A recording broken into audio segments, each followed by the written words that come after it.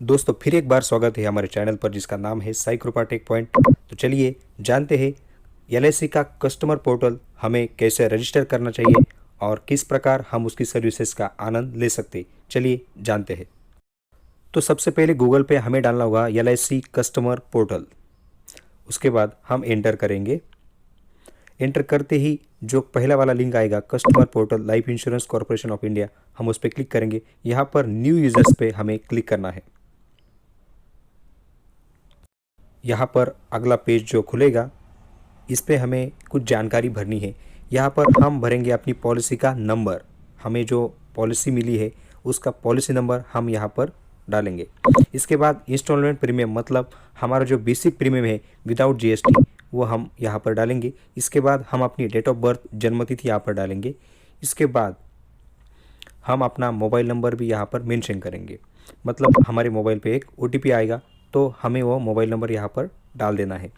इसके बाद हमें हमारा ईमेल आईडी यहाँ पर दर्ज करना है जिससे एलआईसी की हमारी पॉलिसी की जो भी अपडेट है हमें मेल पर आ सकती है। इसके बाद यहाँ पर पासपोर्ट नंबर बताया गया है।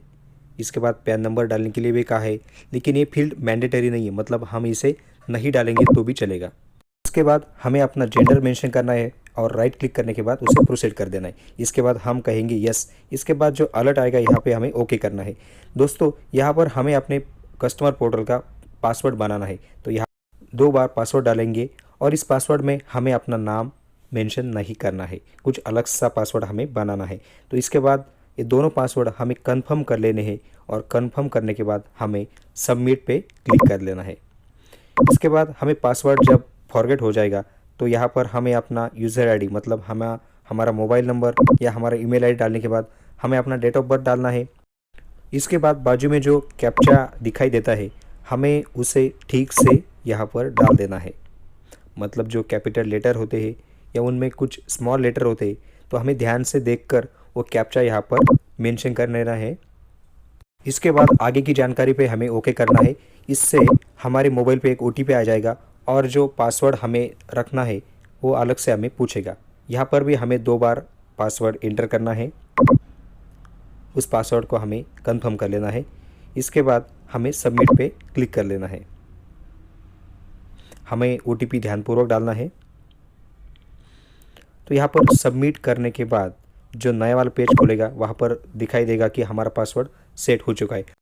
अब हमें कस्टमर पोर्टल पे आना है। यहाँ पर हमें अपना यूज़र आईडी मतलब हमें यूज़र आईडी में हम मोबाइल नंबर या ईमेल आईडी दोनों में से कोई भी डाल सकते हैं और आगे हमें जो पासवर्ड डालना है यहाँ पर हमने जो पिछली बार क्रिएट किया था बनाया था उसे यहाँ पर हमें डाल देना है।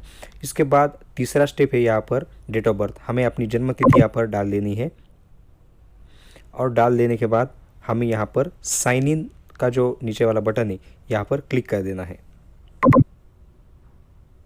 इसके बाद स्किप टू प्रोसीड पे हमें क्लिक कर देना है।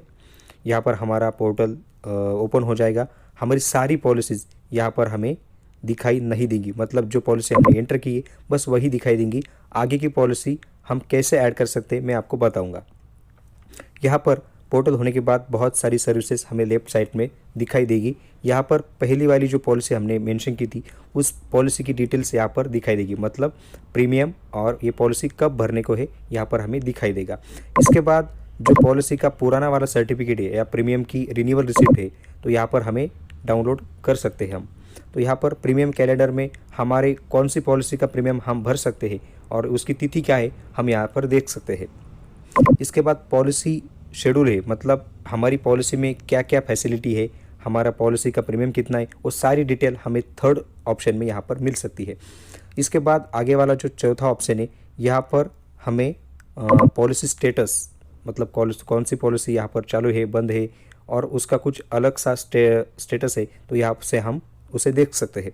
इसके बाद आगे वाला जो ऑप्शन है यहाँ पर ऐड न्यू पॉलिसी, ये बहुत ही महत्वपूर्ण ऑप्शन है। यहाँ पर हमारे पॉलिसी के अलावा हम अपने बीवी बच्चों की पॉलिसी भी यहाँ पर ऐड कर सकते हैं, मतलब फैमिली मेम्बर की पॉलिसी भी हम यहाँ पर ऐड कर सकते हैं। उसका खाली हमें नंबर यहाँ पर डाल देना है। दोस्तों बहुत ही सिंपल है और एलआईसी का कोई भी कस्टमर इसे अच्छे से यूज़ कर सकता है। तो दोस्तों आगे का ऑप्शन है क्लेम स्टेटस, हमारी पॉलिसी पे जो भी क्लेम होगा यहाँ पर हमें वो दिखाई देगा। इसके बाद हमें आगे का ऑप्शन है लोन स्टेटस, मतलब हमारी पॉलिसी पे हमने कुछ लोन निकाला है तो यहाँ पर हमें वो भी उसकी भी डिटेल्स यहाँ पर दिखाई देगी। इसके बाद पॉलिसी का प्रीमियम पेड सर्टिफिकेट, मतलब जो लोग आईटीआर भरते हैं, जो लोग जीएसटी भरते हैं, उनके लिए ये बहुत ही फायदेमंद है। यहाँ पर हम वो सर्टिफिकेट भी यहाँ से डाउनलोड कर सकते हैं। इसके बाद आगे वाला जो ऑप्शन है वो तो आपके लिए बहुत ही फायदे का है, मतलब हमारी पॉलिसीज़ कुछ बंद हो चुकी है तो यहाँ पर हमें ऑफिस जाने की या किसी से पूछने की कोई आवश्यकता नहीं, सीधे हम उस पर क्लिक कर देंगे तो हमारा रिवाइवल कोटेशन यहाँ पर जनरेट हो जाएगा। मतलब दोस्तों हमारी पॉलिसी बंद होके कितने दिन हो गए और कितना उसको इंटरेस्ट लगा और कितना पेमेंट हमें भरना है, वो सारी डिटेल्स यहाँ पर वो दिखाई देगा। इसके बाद जो लास्ट का ऑप्शन है यहाँ पर हमें एसएस प्रीमियम गैप, मतलब हमारी पॉलिसी में कितना गैप रहेगा, कितना प्रीमियम भरना बाकी है, वो सारी डिटेल्स यहाँ पर वो अलग से मेंशन कर देगा। तो बहुत ही यूज़फुल है कस्टमर पोर्टल है। यहाँ से हम न्यू पॉलिसी खरीद सकते हैं, मतलब एलआईसी के जो भी कुछ फॉर्म है यहाँ से हम वो डाउनलोड कर सकते हैं।